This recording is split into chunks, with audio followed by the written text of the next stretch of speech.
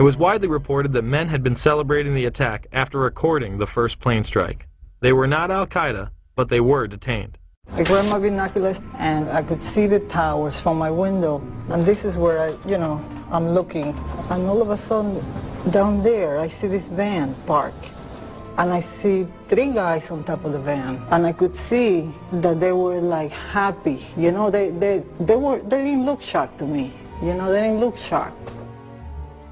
There was a group of Israelis, some of whom later were revealed as Mossad assets, who were arrested after cheering and high-fiving and videotaping the crash of the airplanes into the World Trade Towers. Several other men were detained after a van full of explosives was stopped outside of Manhattan. Earlier we had heard that an FBI spokesperson said that there was a report on the George Washington Bridge, which is another facility which you folks are responsible for policing, a report that there had been a van stopped there that had explosives. Asked this week about another sprawling investigation and the detention of 60 Israelis since September 11th, the Bush administration treated the questions like hot potatoes. I would just refer you to the Department of Justice with it. I'm not familiar with the report. I'm aware that some Israeli citizens have been detained. With respect to why they are being detained and the other aspects of your question, whether it's because they are in intelligence services or what they were doing, I will defer to the Department of Justice and the FBI to answer that. On March 6, 2002, a draft report from the DEA said it may well be an organized intelligence gathering activity. Despite all of this, all the Israelis were let go, without any espionage charges being filed. Fox News anchors Brit Hume and Carl Cameron would do a 4-part investigation into these allegations in December of 2001 and yield stunning results. It has been more than 16 years since a civilian working for the Navy was charged with passing secrets to Israel.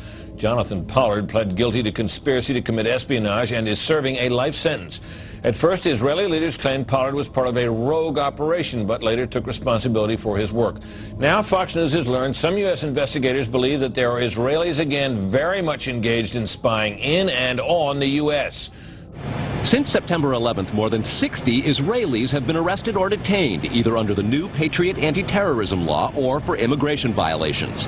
A handful of active Israeli military were among those detained, according to investigators, who say some of the detainees also failed polygraph questions when asked about alleged surveillance activities against and in the United States. Investigators suspect that the Israelis may have gathered intelligence about the attacks in advance and not shared it.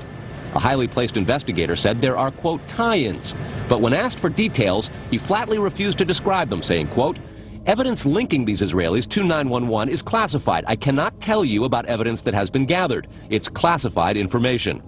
Now, when the FBI investigated, it quickly unraveled to be the largest foreign spy ring ever uncovered inside the United States, the largest. Even the Soviet Union had not been spying on the United States as much as Israel has been doing.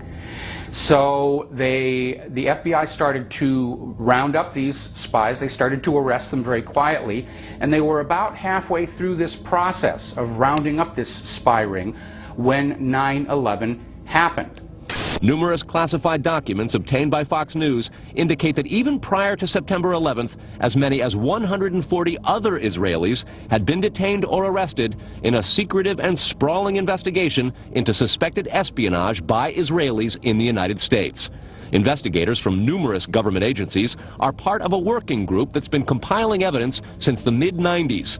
These documents detail hundreds of incidents in cities and towns across the country that investigators say, quote, may well be an organized intelligence gathering activity. The first part of the investigation focuses on Israelis who say they are art students from the University of Jerusalem and Bezalel Academy. Documents say they, quote, targeted and penetrated military bases, the DEA, FBI, and dozens of other government facilities, and even secret offices and unlisted private homes of law enforcement and intelligence personnel. The majority of those questioned, quote, stated they served in military intelligence, electronic surveillance intercept, and/or explosive ordnance units. Why would Israelis spy in and on the U.S.? A General Accounting Office investigation referred to Israel as Country A and said, quote, according to a U.S. intelligence agency, the government of Country A conducts the most aggressive espionage operation against the U.S. of any U.S. ally. The document concludes, quote, Israel possesses the resources and technical capability to achieve its collection objectives. What about this question of advanced knowledge of what was going to happen on 9/11? How clear are investigators that some Israeli agents may have known something? Well, it's very explosive information, obviously, and there's a great deal of evidence that they say they have collected. None of it necessarily conclusive. It's more when they put it all together. A bigger question, they say, is how could they not have known? Almost a direct quote, Britt. It is now apparent that this intelligence ring was inside the U.S., had prior knowledge of 9/11, and had a classified role in 9/11, which officials refused to discuss. It was also able to penetrate U.S. intelligence agencies and secret offices, yet all were released. The men who were detained due to the report they were taping the first plane crash and then celebrating and joking about it actually went on television and admitted it was their job to record the attack.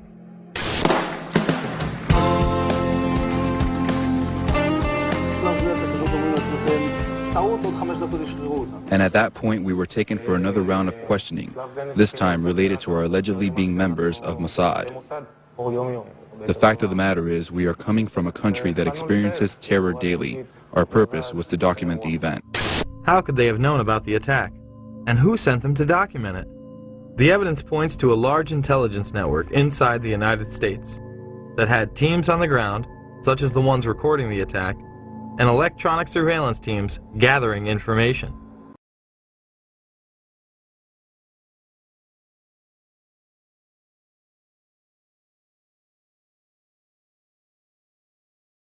Joint Terrorism Task Force Division of the FBI sent 2 agents out to my house to visit me. I'm a part-time peace activist, a full-time mom of 5 kids, and a part-time registered nurse. These 2 agents knocked on my door. They verified their identities with me, and they also verified my identity. At that point, I shut my door, went inside, and grabbed my video camera. This is what followed when I opened my door. Yeah, go ahead and show me your badge again, and tell me your names.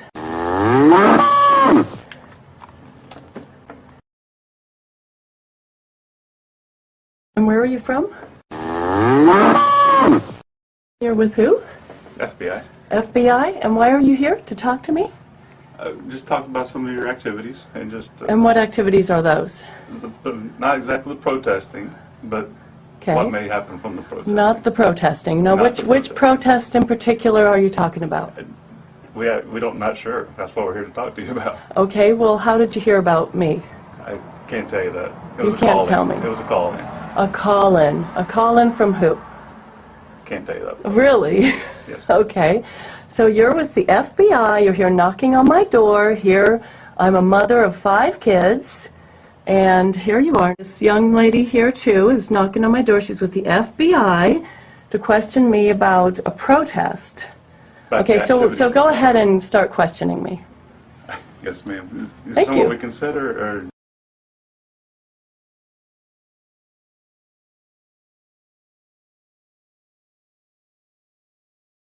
You just want to do it yeah, let's do it out here. Okay.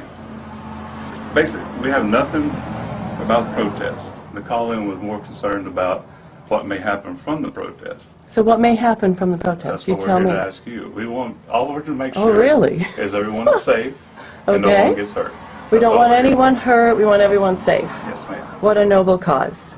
Okay, so go ahead and ask away. Are there any plans on any type of activity that would hurt anyone, cause any pain to anyone, or destroy any property? You gotta be kidding. Destroy property? Like what kind of property?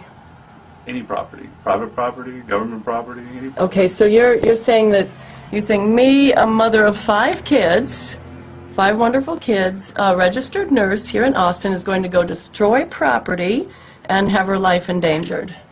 This is incredible. We don't think that at all. We're here to ask you about that. Okay, all right. I'm So not- you're asking me if I'm going to destroy property? No. I'm asking you if you know of anything that would destroy property. If I know of okay, so I'm going to tell you if I know about anybody who's going to destroy property. Really? I'm really confused on this part. Okay. If you just answer the questions, it'll be fine. Yeah, okay. And what if I plead the right to remain silent, then what will happen to me? That's fine.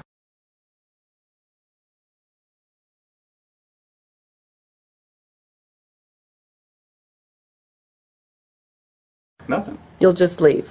Yes, ma'am. Okay, but I'm still curious. Go ahead and ask away. Well, I've asked the question. Do you know of any plans to destroy any property? I'm going to plead silence on that. Next question. Okay. That's it. I mean, we just want to make sure everybody stays safe. Stay safe. Okay, great. Great. Do you know of any concerns that you would have concerning us being here? Yes, I'm very concerned that I get a knock on my door from the FBI. Very concerned about it, and I think a lot of people will want to hear about this. Do you have any questions for us? Well, who's your next person that you're going to stop to here in Austin or in Texas? I can't tell you that. You can't tell me that. If you want our card, this is... I love your card. Okay. Okay. I'm confused on why you won't answer the questions concerning destruction Because I have a right to remain silent. Yes, you do. That's fine. Right. But I don't understand all this part of it. You don't understand this part. Well, I think the American people need to know that when they participate in a protest against something legitimate that they feel they can protest against, that they may get a knock on their door from the FBI. So this is something that we all need to know. Nothing to do with protest. Okay, and I suppose what you're saying to me hasn't been altered by the fact that I have a video camera of this. No, I told you that when you answered the door earlier. Excellent. That had nothing to do with protest. Very good. I said you have the right to protest. Okay. But you don't have the right to destroy property. You don't have the right to hurt people. Okay, so I really think, and I'm sure a lot of people would think, that this woman here would go around destroying property and hurting people in a protest. It's also just knowing information about if anything like that would happen, not necessarily that you would do it, is if you had information of that happening. Because what our job is to try to prevent acts of violence before they occur.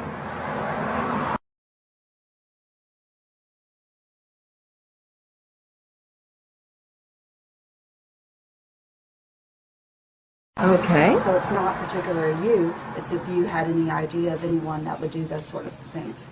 Okay, very good. Thanks for adding that. Anything else you want to ask me? No, ma'am. I figured... Should I expect that y'all will be back again? After my next protest? No.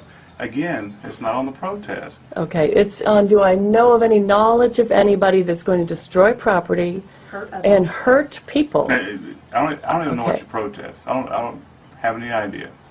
Okay. But if it would be very easy for you to find out. Just go. You can guess. The Free Palestine movement. Okay, with the Free Palestine movement, yes.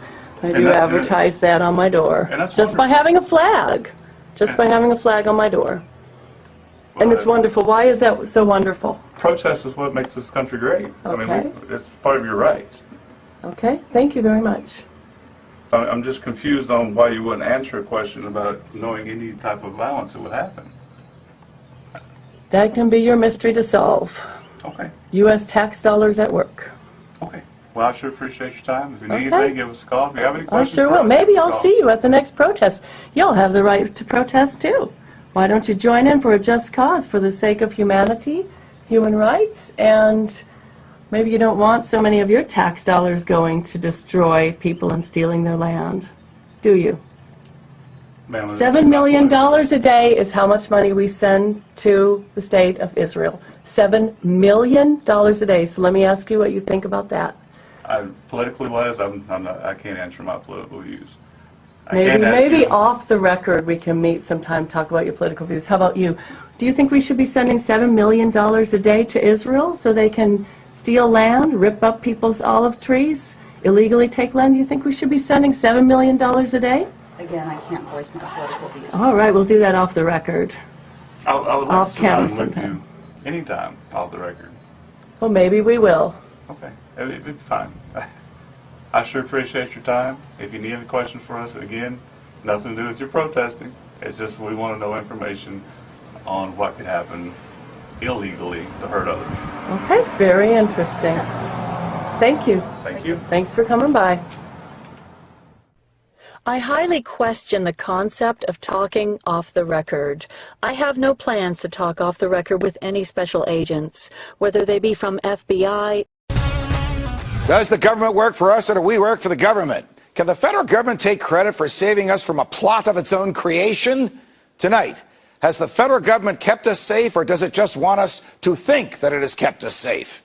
Since the tragedy of 9/11, numerous crazies and low-level copycats have engaged in criminal behavior which they hoped would result in the deaths of innocent Americans and somehow advance their cause of jihad. If you ask the leadership of the FBI, most of whose field agents are tireless, dedicated, Constitution-supporting professionals, it will tell you that the FBI, has foiled about 17 plots to kill Americans during the past 10 years. What it will not tell you is that there have been 20 foiled plots, and of them, 3 were interrupted by members of the public. The 17 that were interrupted by the feds were created by the feds. We all remember the 3 that were foiled by diligent Americans: the shoe bomber, the underwear bomber, and the Times Square bomber. In all of these cases, the crimes charged were those of attempting to kill and conspiring with others to do so.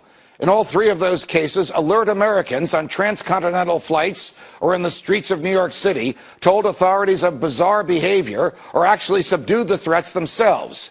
There was no foiling by the FBI. The plotters were, thankfully, bumbling fools who had poorly planned their criminal behavior and who ended up harming no one.